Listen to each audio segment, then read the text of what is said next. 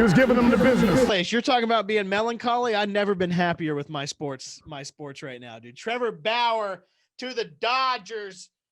I was saying it. What did I tell you? What did I tell you, pal? I told you he's going to. Told me that they were going to go to the Blue Jays. He told me they were going to go to the Mets. He told me he was going to go to the Angels. He told me he was going to go maybe to the What Dodgers. did I say? The first thing I said when the Padres Doesn't started. matter what the order was. When you predict everything, of course you're going to win.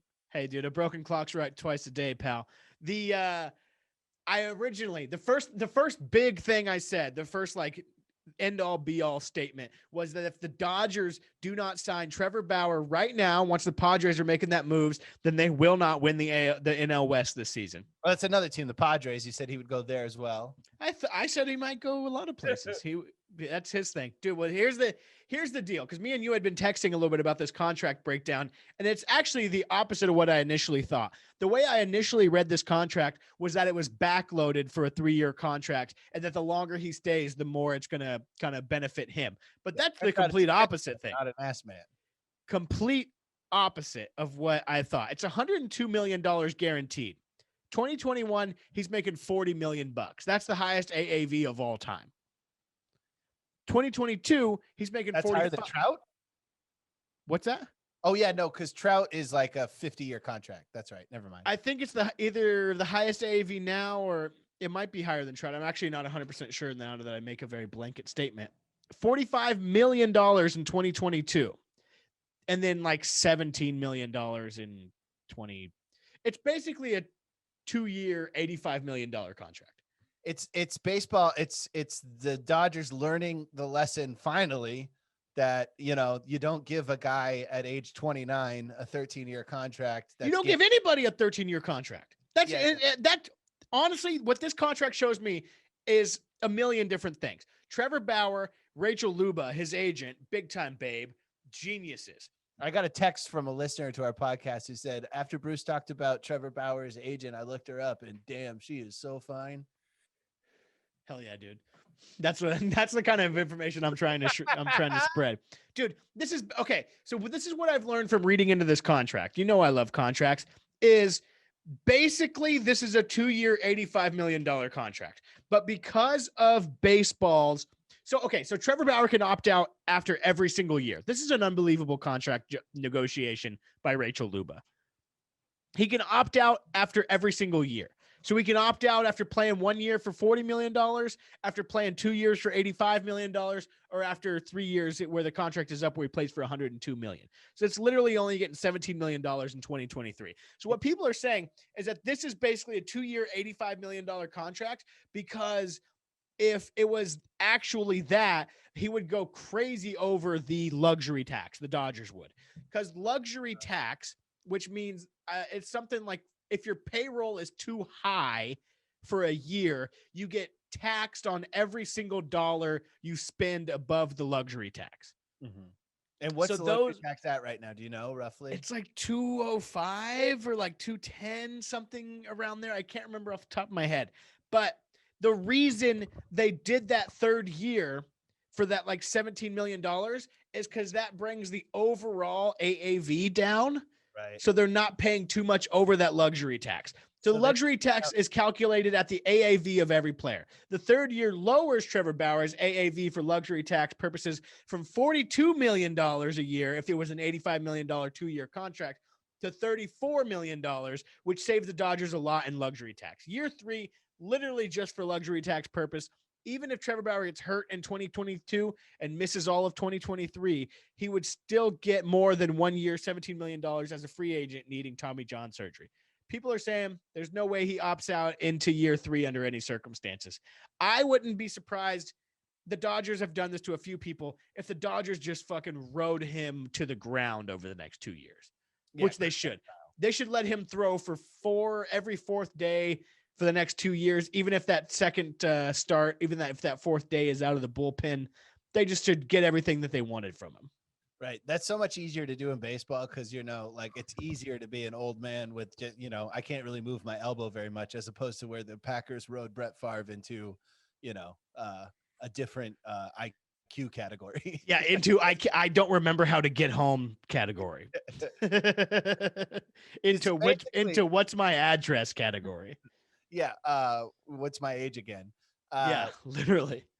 But so basically, what Trevor Bauer did was what you do with MLB The Show, essentially. Just took a fat ass 2-year contract. Took a fat dude, you know me and MLB The Show. I take fat 1-year contracts, bro. Dude, okay, so then this is all I've promised to stop talking about Trevor Bauer probably 50 different times on this podcast. There's no reason to. Why? Who cares? It's not bothering anybody. It's not bothering anybody now that he's signed, and now that during the season it's not bothering anybody. But if he's just sitting around and I'm like, who knows what he's gonna do every single week, that's probably bothering a few people. But this is the last time we're really gonna spend too much time on Trevor Bauer, other than during the season whenever he does something like writes Bush did 9/11 on the mound or something hilarious. Yeah, he puts in cursive with his cleats, "Stop the steal." Yeah, I mean, dude, which is kind of, I think what we were talking on the phone about the other day is now he's turned into one of those players where if he was on any other team, I'd be like, what a fucking asshole this guy is, huh? But now that he's on my team, I'm like, you just don't understand him. You don't understand how you don't understand his mentality. Oh, he's an individual. Yes, exactly. But this is interesting. I talked to you today about it. You said you weren't familiar with the Trevor Bauer spin rate freak out a few years ago. Right. Now, I now that you say that just now, this was a Verlander thing, right? It was mostly a Garrett Cole thing. Where he was saying that the spin rate, there was no way a human could achieve that spin rate on a ball without any kind of doctoring of the baseball. And when I say doctoring of the baseball, I mean pine tar or some kind of sticky substance, which there's a lot of them, dude. People are boiling Coca-Cola and all kinds of different shit, dude. Mm-hmm. So Trevor Bauer has basically said he's done years of independent research and different science. Dude, he's insane. Yeah, he sounds like Mike Lindell right now. Yeah, I've done years of independent research. Yeah, he sounds like Jesse Ventura. I'm off the grid. I'm doing independent. Chris Kyle ruined my life. There is no way their spin rate could be achieved by a natural human being. Yeah, you need Jesse Ventura. He basically just needs to team up with Jesse Ventura to figure out exactly what's going on. But so basically a few years ago, he was saying there's no way that anybody could achieve this. And I've researched this quite a bit, years of independent research, similar to Trevor Bauer, that Bauer isn't crazy in this thing of saying pitchers and other players in the league say something around 75 to 85% of pitchers doctor the baseball in some way, whether it's pine tar, whether it's something. But the MLB doesn't shine a crazy amount of light on it because it's something everybody does and they don't want everybody to get in trouble. So you'll see it every now and again where a pitcher will get ejected from a game and then suspended a few games for having pine tar on their hat or on their neck or on their whatever. And that type of thing will only happen, apparently, if one manager feels that pitcher is doing that too deliberately, if he's not making an attempt to hide it enough. Does that make sense? That makes perfect sense. So if a pitcher even if he doesn't like a pitcher, let's say I don't like you're pitching for another team, and I don't even know specifically that you're doing it. I'm just saying that everybody does it. So let's say I'm going to fucking hit up Vokey by having the umpire come out to the mound and check him for a foreign substance. Mm-hmm. So Trevor Bauer has been bitching about this forever and being like, these guys are all cheating. Everybody's cheating, whatever. And then basically being like, I'm the only one who doesn't do this. And to prove a point, there was one inning in 2018 where Trevor Bauer's spin rate jumped by something like 500 for one fucking inning. He had one inning where it jumped by 500, which is unbelievable. Rotations per pitch. Rotation per minute. So it goes from something like 2,400 to like 2,900. Damn. And basically the easiest way to break it down is the more it spins, the more it moves, the harder it is to hit. Absolutely. So Trevor Bauer, what he was going crazy about was that Garrett Cole was decent, coming off his worst year of his career on the Pirates. The Astros are like, hey, we could bring this guy over, give him some of our silly stuff, and he's going to become the best pitcher basically the Jordan water bottle in Space Jam. Give him some of that stuff, and then he's going to become the best pitcher in baseball because we can tell by his throwing style and this that he's going to fucking crush it. Wow, So, I didn't even know. So I didn't even know that that part was I knew he was accusing Verlander, but I totally forgot. I guess with the two different scandals, the batting scandals with the stealing pitching signs, plus the doctoring the ball. Damn, there's some nasty bastards down there in dude, Houston. so 2019, Trevor Bauer has the worst statistical year of his career in Cleveland. That's when he was doing really bad. That's whenever he threw the ball over the center field fence and Terry Francona freaked out on him and traded him basically. So Shout out to 2019, Francona, World Series winner with the Red Sox. fried chicken lover. My man Trevor Bauer in 2019. What? Watch your language.